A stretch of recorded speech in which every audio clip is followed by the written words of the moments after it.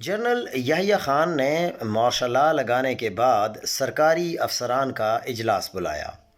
ایک بہت بڑے بیوروکریٹ ایم احمد نے کھڑے ہو کر نہایت خشوع اور خضوع سے ان کے سامنے تقریر کی، جس کا مدعا یہ تھا کہ آپ کی آمد کے ساتھ ملک کے سارے مسائل حل ہو گئے ہیں۔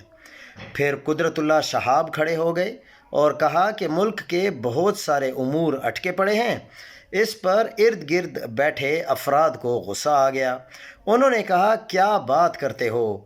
ایک صاحب کہنے لگے، سارے ضروری کام ہم کر رہے ہیں۔ قدرت اللہ شہاب نے پوچھا، کون سے ضروری کام آپ کر رہے ہیں؟ تو جواب ملا کہ ہم نے سبزیوں اور گوشت کی دکانوں پر جالیاں لگوا دی ہیں۔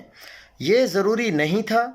قدرت اللہ شہاب نے کہا، یہ تو ضروری تھا، لیکن اس کے لیے مارشل لاء لگانا ضروری نہیں تھا۔